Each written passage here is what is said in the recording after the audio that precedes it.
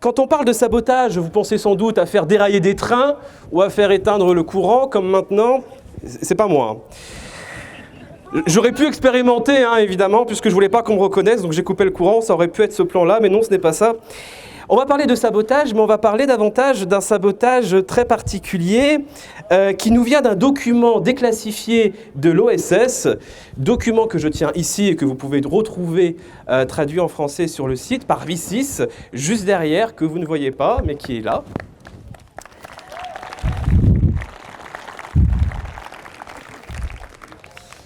Et donc ce document, qu'est-ce qu'il nous enseigne? C'est un document de l'OSS qui date de 1944. Et l'OSS, qu'est-ce que c'est déjà? Petite mise en contexte. L'OSS, c'est l'Office Stratégique Service. Donc le Bureau des Services Stratégiques, c'est, pour aller très vite, l'ancienne CIA qui a été mise en place en 1942. Alors, petit contexte, avant de passer directement au document, il faut savoir que avant que les États-Unis entrent en guerre, ils avaient envoyé des sortes d'observateurs en Angleterre pour savoir à peu près comment ils arrivaient eux-mêmes à se maintenir par rapport aux attaques, etc. Et ils ont découvert que les Anglais avaient véritablement fait des efforts pour découvrir des nouveaux modes de guerre, des nouvelles stratégies de sabotage sur place, d'opérations clandestines avec des agents, etc. Ce que les États-Unis à l'époque ne faisaient pas trop. En tout cas, ils étaient assez en retard en termes d'espionnage, de sabotage, d'opérations clandestines. Alors, lorsque, après Pearl Harbor, ils entrent en guerre, ils avaient véritablement toute la force industrielle, ils avaient le nécessaire pour avoir les ressources en termes de soldats, etc. Mais ce qui leur manquait véritablement, c'est le renseignement, l'espionnage, le sabotage. Pour aller vite, ce qui leur manquait, c'était des stratégies non conventionnelles. Qu'est-ce qu'ils avaient jusqu'ici? Jusqu'ici, ils avaient l'armée qui faisait de temps en temps des opérations, mais qui restait, on va dire, assez conventionnelles.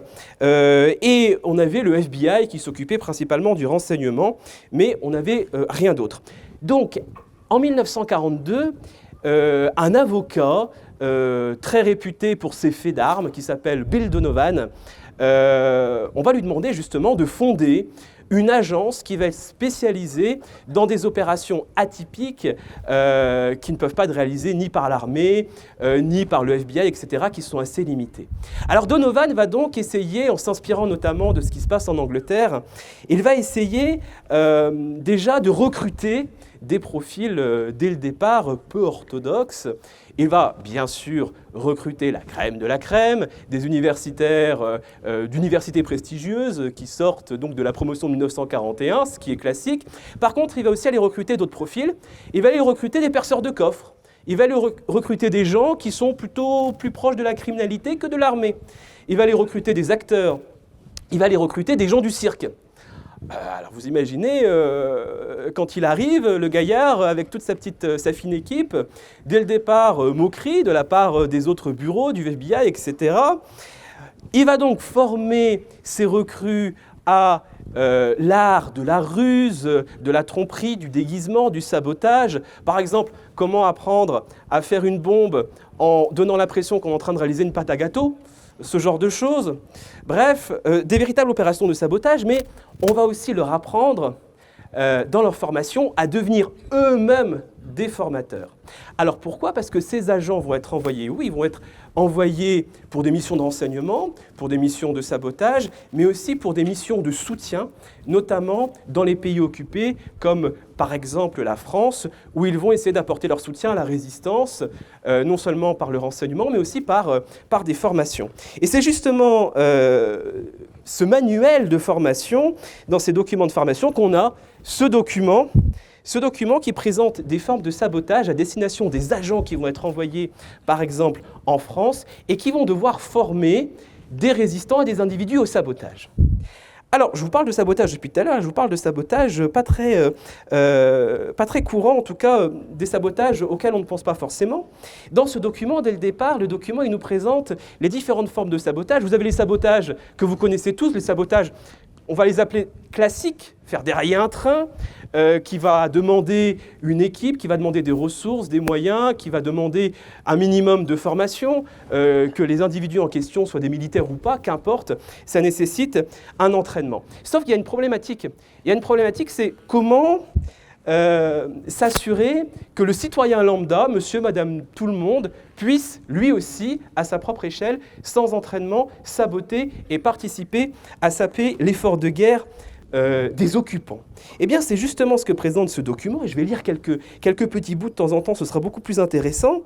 Je vous lis donc. Ce document concerne ce dernier type de sabotage, donc des sabotages non classiques, qui ne nécessitent pas vraiment d'outils et d'équipements spéciaux. Il est exécuté par un citoyen ordinaire qui peut agir seul ou non. Il n'a pas besoin d'être connecté à un groupe organisé. Ce sabotage simple est réalisé de façon à ce que le citoyen ne se fasse pas repérer en tant que saboteur, ni qu'il ait des blessures ou subisse des représailles. Alors, ça a de quoi nous intriguer. On a là une forme de sabotage où vous avez peu de chances d'être pris, avec des risques quasi nuls.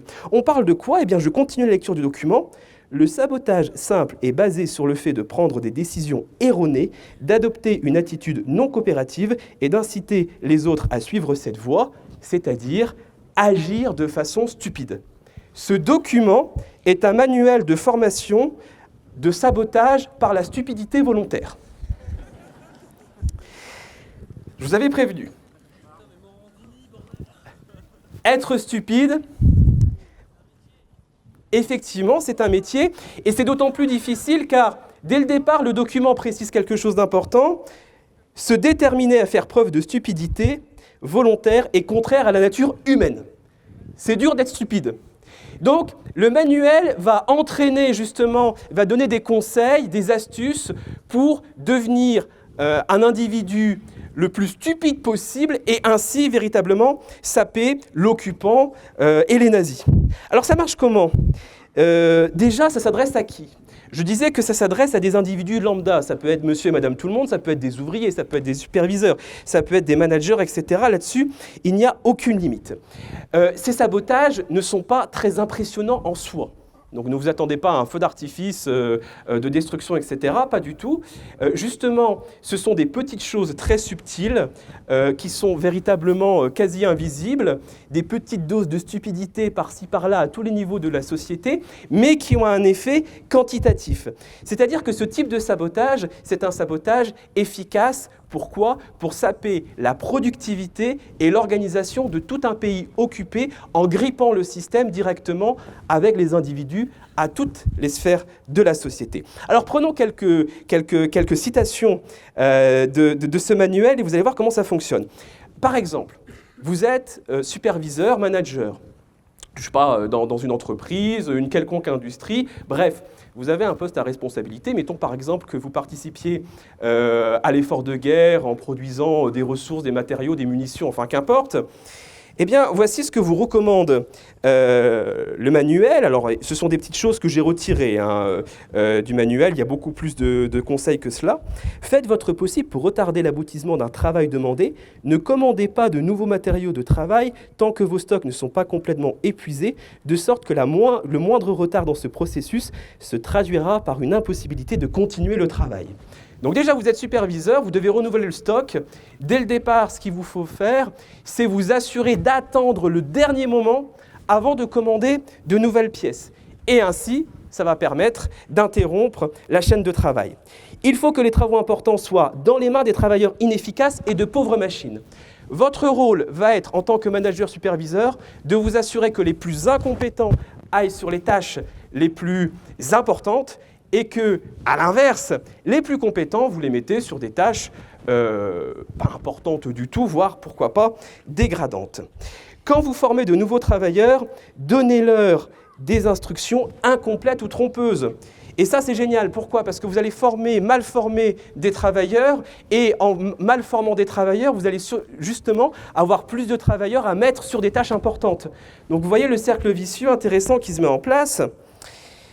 D'autant plus que ces travailleurs incompétents, vous allez pouvoir les former notamment à faire passer des pièces défectueuses, parce qu'ils n'ont justement pas les compétences pour voir ce qui ne va pas. Je continue. Afin de baisser le moral de tout le monde et donc de la production, soyez agréable avec les travailleurs inefficaces, donnez-leur des promotions qu'ils ne méritent pas, faites preuve de discrimination envers les travailleurs efficaces, plaignez-vous injustement de leur travail. Alors, là c'est important, pourquoi ? Parce qu'il s'agit véritablement de saper le moral dans l'entreprise et de créer des querelles. Si possible, si vous pouvez avoir véritablement les compétents qui vont commencer non seulement à se plaindre aux supérieurs, à vous-même, mais aussi à s'en prendre aux incompétents qui ont les meilleurs postes, et si ça peut engendrer des querelles où la chaîne de production s'arrête, là, vous avez vraiment réussi votre coup. Maintenez les réunions quand la priorité est au travail. Alors ça, c'est très important. Si vous voulez saper l'organisation, vous multipliez les réunions. J'ai l'impression que ça vous rappelle quelque chose.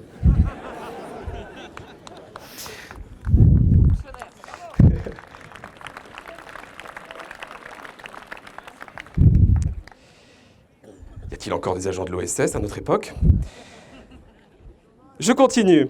Donc vous multipliez les réunions de travail, alors que justement les gens ont d'autres tâches à faire. Multipliez les procédures, les autorisations nécessaires concernant les chèques de paye, les instructions. Faites en sorte qu'il y ait au moins 3 personnes devant approuver tout ce qui doit être fait. Donc là, vous multipliez tout ce qui va être paperasse, procédure, administratif. Comme ça va prendre du temps. Mais surtout, vous vous assurez qu'il y ait au moins 3 personnes qui vont valider les décisions que vous allez prendre. Pourquoi ? Premièrement, ça prend du temps. Surtout que si vous faites des réunions. Vous imaginez pour chaque décision, si vous commencez à faire des réunions avec plusieurs personnes, mais surtout c'est un bouclier. C'est-à-dire que si jamais vous êtes pris la main dans le sac ou on vous traite d'incompétent, vous pourrez toujours dire « Ah mais ça a été validé par un tel, etc. » et qui, pour le coup, va servir de protection et pourquoi pas, va vous permettre peut-être d'éviter certains blâmes de vos supérieurs pour le coup. Et surtout, et c'est peut-être une recette magique de sabotage dans une organisation, par exemple professionnelle, c'est marqué tel quel, appliquez tous les règlements à la lettre.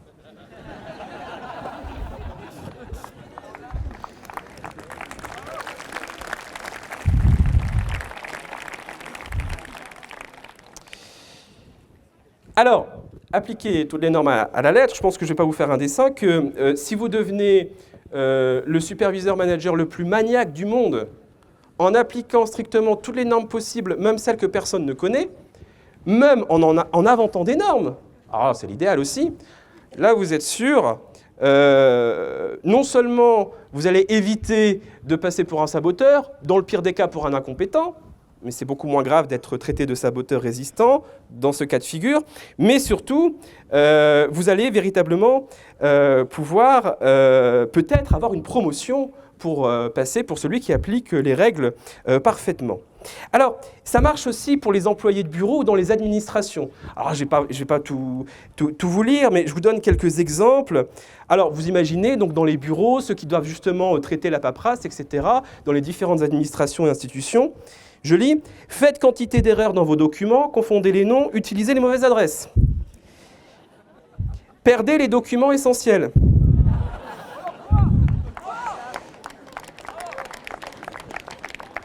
Envoyez le courrier au dernier moment ou en retard. » Ça marche, bien sûr, pour tous les employés et pour tous les ouvriers. Encore quelques exemples. Alors, bien sûr, le fameux travailler lentement, bien sûr, mais prétendez, et là, on joue la stupidité, prétendez que les instructions sont dures à comprendre et demandez de les répéter plus d'une fois, ou alors prétendez que vous êtes particulièrement anxieux quant à votre travail et harcelez le contremaître de questions inutiles. Ce qui est plutôt efficace parce que vous passez pour quelqu'un d'anxieux qui veut bien faire son travail. Ce faisant, vous allez prendre du temps à votre contremaître et vous allez en plus, pourquoi pas, justifier votre incompétence qui ne sera pas anticipée comme ou en tout cas vue comme du sabotage. Empêtrez-vous dans des questions administratives de toutes les façons possibles. Remplissez les formulaires de façon illisible afin que l'administration ait plus de travail. Faites des erreurs, oubliez de remplir des cases dans les formulaires.